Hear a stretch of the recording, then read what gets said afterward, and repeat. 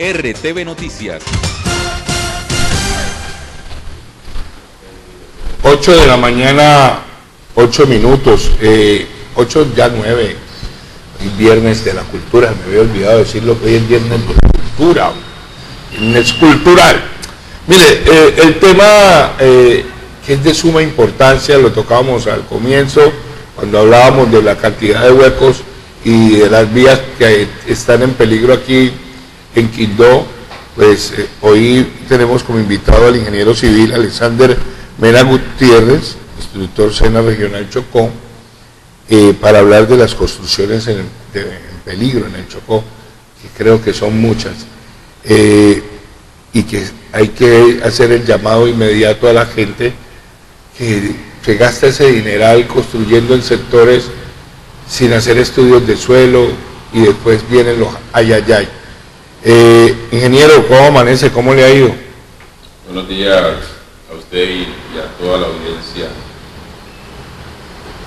Ingeniero, pues este tema de suma importancia. ¿Muchas construcciones en peligro del estudio que usted ha hecho? Sí, la verdad que sí. Pues primero quiero como saludar a los colegas ingenieros, arquitectos, personal de apoyo del área de la construcción, como son tecnólogos, topógrafos, técnicos, maestros de obra oficiales y ayudantes. Este personal, un saludo fraterno. Y la verdad es que tenemos en el departamento del Chocó muchas construcciones en peligro, dado que no hacemos uso del personal idóneo o de los profesionales con que contamos en el departamento para que nos puedan asesorar a la hora de construir o a la hora de adelantar un proceso constructivo como son las viviendas y edificaciones que tenemos acá hoy en el Chocó. Mire, hay una situación que se ha presentado en Quindó, bueno, la gente construye, pero ¿qué pasa en el Chocó? Que son pocas las personas que hacen ese estudio de suelo requerido, sabiendo que nosotros aquí, sobre todo en Quindó, vémonos aquí en Quindó, tenemos sitios que fueron de relleno. ¿Qué pasa? Que no se hace ese estudio, es muy costoso para ver si se puede construir, se puede levantar una vivienda en ciertos puntos. Mire, yo no, la verdad le respondo, mire, no he entendido por qué se le ha hecho creer al colectivo, a las personas de a pie, a las personas naturales, que es que hacer los estudios o llevar la documentación que piden la Secretaría de Planeación para hacer un proceso constructivo son costosos. Mire, es mucho más costoso el despilfarro, el desgaste que se tiene cuando no se tienen esos estudios. Hacer un estudio de suelo, que es como el primer insumo que se necesita para hacer los diseños estructurales, que es lo que realmente nos va a decir si la construcción va a estar en pie una vez se presente una incidencia sísmica.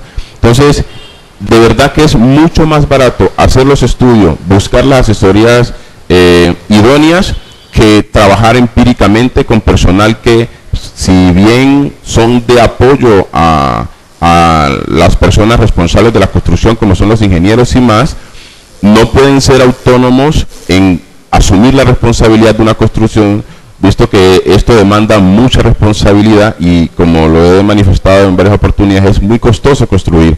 Entonces sale mucho más barato hacer los estudios, seguir los procesos que exigen las secretarías de planeación, porque de alguna manera, si llega a pasarle algo a esa construcción, pues alguien tiene que responder, o la secretaría o las personas, los profesionales que firmaron la documentación para hacer la construcción. Pero si lo dejamos en el aire, pues sencillamente estamos asumiendo nosotros mismos el riesgo y todo lo que le pueda pasar a nuestras viviendas. Hoy, por lo menos, esta vivienda que hace unos meses atrás, muy atrás, ¿cierto, Pedro? El año anterior, esta vivienda pues lamentablemente sufrió esto que usted está viendo en imágenes. Está construida sobre prácticamente una quebrada, un lago, qué sé yo. Hoy muchas de estas construcciones que está haciendo la gente, hablaba usted del estudio de suelo, pues es permitido, no es permitido de pronto hacer esa carga de construcción ahí en medio del agua. Para nada, de hecho ya está normatizado. Mire, hay unos limitantes. al pie de las quebradas son como 15 metros según la norma que hay que dejar para poder construir. Y de los ríos son como 30 o 50 metros más o menos. Entonces nosotros invadir el caudal natural, llámese quebradas, cuencas, lo que sea, pues estamos poniendo en riesgo nuestra construcción y fracturando o lacerando el libre correr del caudal por el sitio donde sea que se encuentre. La verdad que debemos ser muy responsables en ese sentido, porque tenemos todas las experiencias que podamos ver de las situaciones que se han presentado, viviendas que se han hundido aquí, viviendas que se han inclinado, o sea, cualquier cantidad de situaciones. Esto obedece a que no estamos siguiendo los pasos de las pautas que, lógicamente, no sé por qué, la verdad, vuelvo y digo, en el creer de la gente que es muy costoso contar con estas asesorías o con los procesos que se deben hacer para construir, y ha seguido así. El llamado es a que las personas que vayan a adelantar construcciones o que estén adelantando construcciones o que ya tengan construcciones, por favor, hagan uso de los profesionales. Tenemos muchos profesionales buenos acá, hasta de patología. Cuando ya han construido ustedes sus viviendas, se les puede ir a hacer un estudio para ver si la construcción funciona o no funciona, o tiene capacidad para resistir una exigencia sísmica, y ese tema lo vamos a hablar a continuación. Es que mire, Pedro, me pongo a ver que se vende este lote y me asomo y es un huequísimo. Entonces uno dice, bueno, ¿y aquí qué lote es lo que están vendiendo? Sí, sí. No, la gente da a vender lo que le compren, señor. Sí, pero que se vende este lote, pero es un hueco. Y hoy la gente construye también 5 para abajo y como 5 para arriba en el hueco. Sí, sí. Estos temas de usted que conoce más que uno, estos temas son de verificarlos bien, o decirle a la gente, hombre, no se meta para que no pierda su platica, porque mucha gente se ha metido. Se mete. Mire, perdón, ingeniero, porque Rafa está tocando un tema en el cual ha sido recurrente el doctor Wilson Mosquera. Sí, claro. En decirle a la gente, hacer las campañas de que no construyan en sitios de riesgo, pero somos muy dados a creer que nunca pasa nada. Sí. Esa es una de las causales. Por ejemplo, aquí en que pudimos visitar, que fue una casa que se fue hacia atrás, fue cediendo, porque está en una zona también bastante anegadiza. La casa se fue recostando hasta que totalmente ya cede la parte trasera, alcanzan a evacuar. Pero también, ingeniero, hemos sido testigos de cómo la gente consigue platica para construir, lo decíamos al inicio del noticiero, buscan un maestro de obra por abaratar costos y algunas cosas sin querer demeritar lo que hacen estas personas. Bueno, hay unos muy entendidos, gente que a través del tiempo ha aprendido mucho. Buscan un maestro de obra, luego, qué sé yo, 5 o 6 años después aparece alguna otra platica, buscan otro, y la gente lo que quiere es ir subiendo, construyendo, y va para arriba arrendando, sin que, y esta persona, que es la segunda o tercera que llega a la construcción, no sabe ni siquiera cuáles son las bases que hay y si se puede tirar allí o no se puede tirar 2, 3 pisos más. Pero también la gente tiene la costumbre, y casi que se ha vuelto normal que lo hagan. Sí, ya se volvió como una cultura hacer uso del personal empírico, como yo les digo, dado que como empíricos que son, por ejemplo, en el SENA hemos tenido la oportunidad de graduar un equipo de tecnólogos hace aproximadamente 8 años, y muchos técnicos, ¿cierto? Pero el hecho de que los graduemos a ellos como técnicos o tecnólogos no quiere decir que ellos van a reemplazar la presencia del profesional, del ingeniero o del arquitecto, dependiendo del caso, en una construcción. Les cuento algo interesante, y es que nosotros en el país nos encontramos lastimosamente en una zona de amenaza sísmica alta. En el país existen 3 niveles, el bajo, el intermedio y la alta, y nosotros contamos con esa probabilidad más alta de que exista un sismo, situación que nos coloca en desventaja, donde las construcciones nuestras deben ser idóneas, deben construirse con toda la norma para que puedan soportar o resistir en el evento de que haya una incidencia sísmica en el departamento del Chocó. Nosotros acá lamentablemente contamos con la falla del Pacífico, cinturón de fuego del Pacífico como le dicen, que a raíz de la situación que se presentó en México, la falla de San Andrés, hizo que la tierra igual está como, y en algún momento va a haber un movimiento fuerte de importancia que vamos o nos va a cobrar, como quien dice, todos esos malos procesos constructivos que hemos venido adelantando acá. La idea es, sin generar pues pánico, hacer un llamado a que las personas que ya construyeron, los que van a construir y los que estén construyendo, pues tomen conciencia y hagan uso de los profesionales, ya sea de patólogos, ingenieros, para que le haga un diagnóstico de cómo está su vivienda, si realmente tiene las condiciones o la capacidad de resistir una incidencia sísmica fuerte, y para ustedes poder saber y hacer unos planes internos de qué hacer antes, durante y después de un sismo. Es que hay una materia que se llama resistencia ahí en ingeniería. Ahí que he estado tanto caminar. Pero para construir hay que hacer muchas cosas. Usted lo ha dicho, la construcción sale carísima.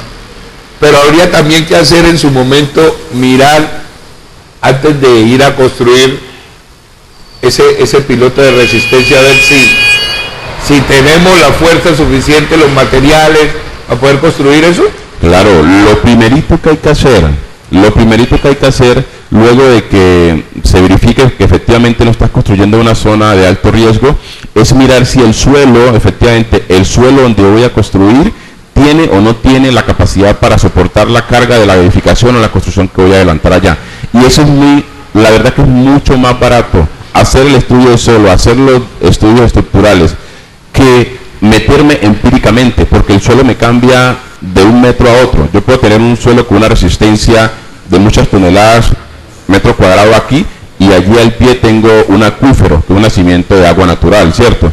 Entonces, de verdad que hay que hacer los apiques, hay que hacer los estudios de suelo para con ese insumo poder hacer los diseños estructurales y saber si mi construcción va a soportar o no una posible o probable movimiento telúrico, un sismo o un temblor, como lo queramos llamar. Ingeniero, antes de pasar al tema de qué hacer cuando un sismo, pero también he visto que ocurre que la gente tiene la edificación y a veces le da por hacer trabajos internos que también debilitan lo que ya está construido.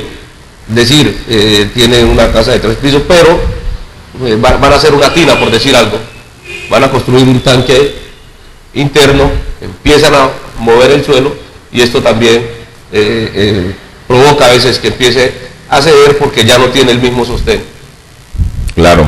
Mire, cuando se va a hacer una construcción, lo primero que hay que hacer es lógicamente una planeación, ¿cierto? De qué es lo que realmente tú quieres, proyectando un poco más, porque no nos podemos limitar. Si una persona consigue recursos para 2 pisos, hacer estructuras para 2 pisos únicamente, hay que proyectarla por lo menos a 3, porque lo más probable es que vaya a continuar a futuro. Entonces, cuando se hace una planeación y tú tienes unos estudios precisos, estudios de suelo, estudios estructurales, arquitectónicos, hidráulicos, eléctricos, sanitarios, todo lo que lleva a la construcción, pues tú vas trabajando por etapas, pero vas sobre ya un proyecto, sobre un plano definido, ¿cierto? Vas trabajando por etapas y sencillamente no vas a afectar el colectivo, pero si tú vas a trabajar empíricamente te vas a encontrar con que donde hicieron una viga, después toca mocharla porque ahí iba un tanque, porque no tienes plano, no tienes planeación, y lógicamente vas a encontrar dificultades estructurales a futuro. Metámonos allá en el tema, ingeniero, ¿qué hacer? Teniendo en cuenta que tenemos condiciones normales pues, de edificación, ¿no? Porque yo me imagino que en un caso de esto como el que estamos viendo, que son casas que ya terminan cediendo por la mala estructura, no se debe aplicar los mismos pasos cuando un sismo o ante un sismo, cuando yo tengo una casa resistente, cuando lo he hecho todo bajo las normas. Entonces, para los que creemos que tenemos edificaciones bajo las normas que son legales, ¿qué hacer cuando ocurren los sismos? Perfecto, bueno, siempre que se genera un sismo, pues lógicamente eso le genera pánico a todo el mundo. O sea, todo el mundo. Así yo sepa que haya construido mi edificación con la norma, pues lógicamente va a estar asustado, ¿cierto? Es una condición natural del ser humano. Si tenemos una construcción que fue construida con toda la norma, pues sencillamente hay unos sitios que son más resistentes que otros. Por ejemplo, en una estructura lo que va a soportar la edificación son las vigas, columnas y losa, ¿cierto? Estos elementos estructurales son los que nos van a soportar realmente toda la carga o todo el peso que tenga la estructura. Nosotros debemos, en lo posible, ubicarnos al pie de las columnas, donde se consigue con una viga, porque si nos colocamos a los lados en las paredes, resulta que las paredes están construidas con elementos mampuestos, que son bloques o ladrillos, ¿cierto? Y esos elementos, una vez la tierra se mueve, pues ellos van a tratar de salir disparados de allí. Lo más probable es que los va a colapsar los muros en muchas oportunidades, y lo último que te va a colapsar son las columnas y vigas si están construidos con la norma. Entonces es un punto donde podemos resguardarnos y tratar de hacer internamente, capacitar a nuestros familiares en las viviendas que más o menos son en estos puntos, donde podemos resguardarnos o salvar nuestra vida en el evento de una exigencia sísmica. Que es una situación que hay que tenerla muy en cuenta, lo que está manifestando el ingeniero, sobre todo cuando se presentan hechos como estos de construcción. Una situación que vive Quibdó, que es en cierto punto, ingeniero, de relleno, probabilidades de pronto en estudios que se han hecho, si se presenta, y esperemos que nunca se vayan a presentar casos sísmicos, para tener resistencia en nuestras viviendas.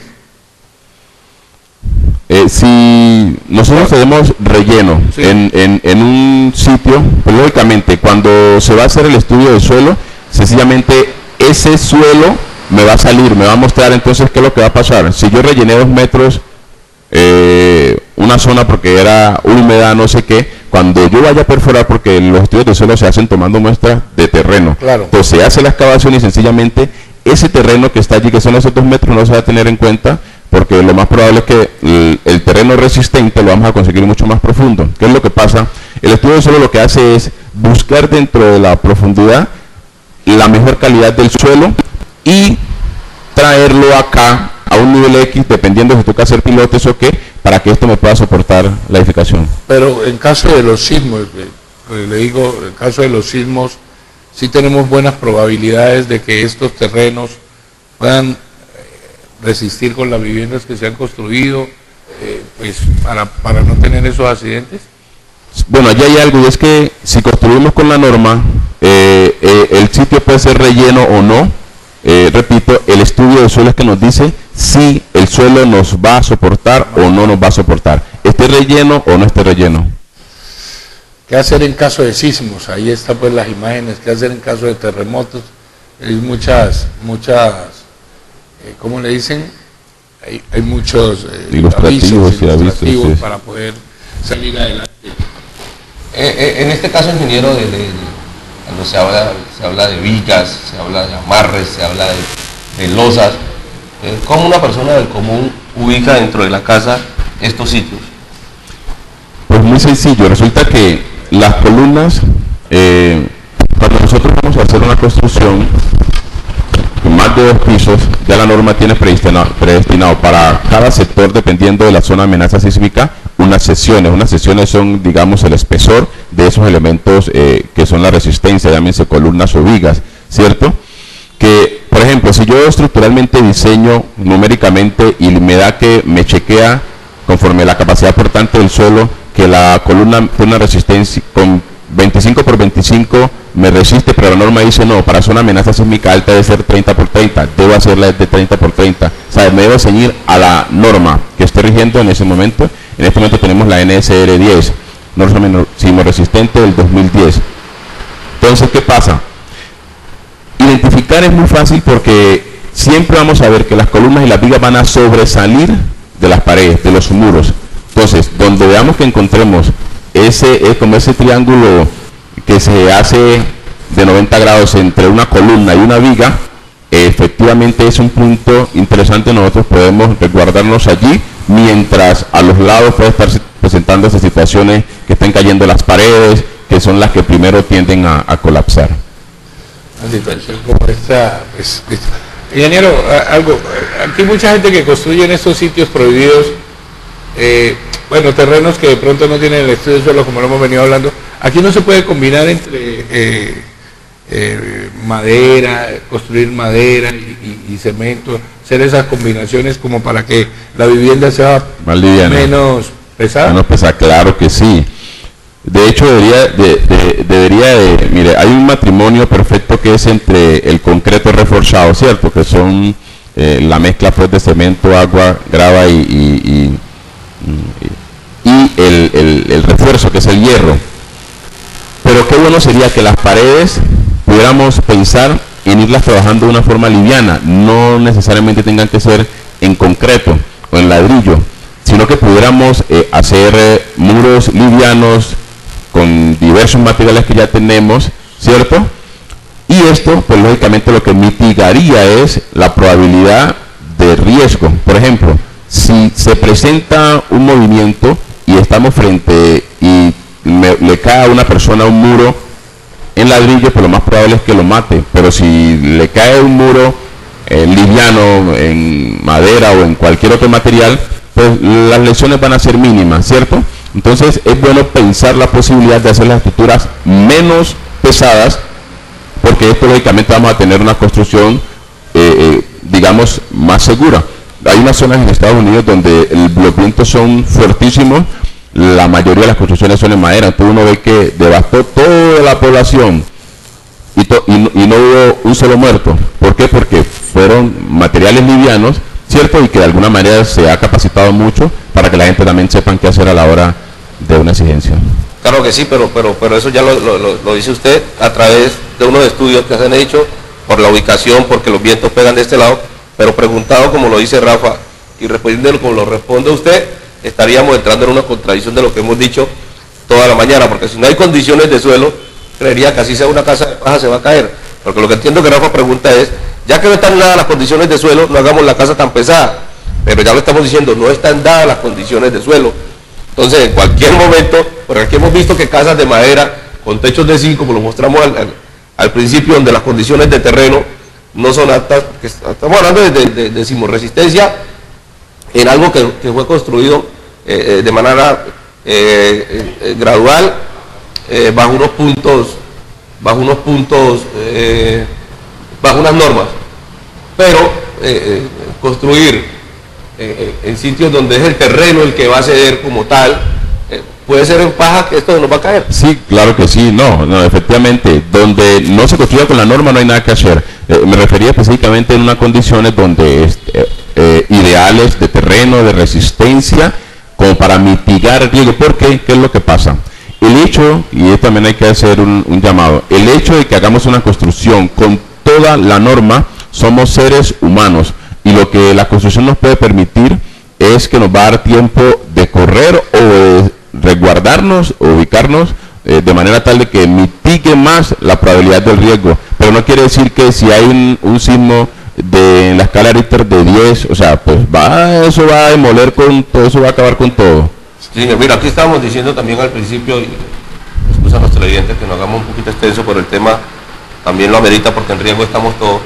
En el tema de los huecos y estos camiones que pasan todos los días, donde la casa uno la siente cimbrar todos los días, el tipo de riesgo que se está corriendo allí. Sí, es el mismo. Resulta que la tierra se mueve, sea por un sismo, sea por un golpe repentino de un carro a un hueco, entonces puso en vibración. Entonces esa onda, ese mismo movimiento que se genera con ese vehículo, es muy parecido, guardando las proporciones que se generan los sismos. Entonces al moverse la tierra, pues me va a ir debilitando, y si la casa no tiene los aislantes necesarios, conforme muros, columnas, o no tiene las condiciones que debe tener para resistir los movimientos, pues se me va a ir fracturando y se me va a ir lesionando en el tiempo. Ingeniero, aquí, bueno, usted me lo podrá decir, aquí abren un hueco. Yo he visto en otras ciudades que abren un hueco, esa tierra que sacan del hueco la montan en una volqueta, la botan y traen un material nuevo para poder rellenar, con piedrilla, qué sé yo, piedra primero, arenilla, en fin. ¿Por qué aquí la gente abre el hueco y con ese mismo pantanero vuelve y lo... ¿Por qué no se utiliza o qué es lo que pasa? Desconocimiento total porque existe, como quien dice, cada cosa con su cada cual. Mire, resulta que el material que se removió ya perdió las condiciones o características de resistencia que podría tener. Para reemplazarlo, ya existen unos materiales ya de relleno, que es agregado, ¿cierto?, con una porción de, digamos, de arcilla de limo, que te va a ayudar a compactar, que es muy poco, el material específico de relleno. Eso necesita unas compactaciones, ¿cierto? Conforme unos espesores, se va compactando, se le echa a otra parte, va compactando, y esto es lo que realmente nos va a dar la condición que tenía inicialmente el suelo, que era buena, y la modificamos para hacer algún trabajo. Una vez sacamos ese procedimiento, vamos a encontrar una buena condición o la resistencia que esperábamos tener, pero con el mismo material no se puede hacer. Eso es un error constructivo. Ya saben, puede que es un error, no lo vuelvan a hacer. 8 de la mañana, 35 minutos. Bueno, ahí hablamos largo y tendido con el ingeniero Alexander Mena. Agradecerle, ingeniero, hombre, por esa ilustración. Esperar que pues, la gente no siga cometiendo estos errores para el futuro y para que no pierdan su plática. Agradecerle por haber venido, hombre. Un placer haberlo tenido aquí. Gracias a ustedes por el espacio. 8 de la mañana hoy, me iba a bajar. 8 de la mañana, 35 minutos. Hacemos la pausa, ya regresamos con más información aquí en RTV.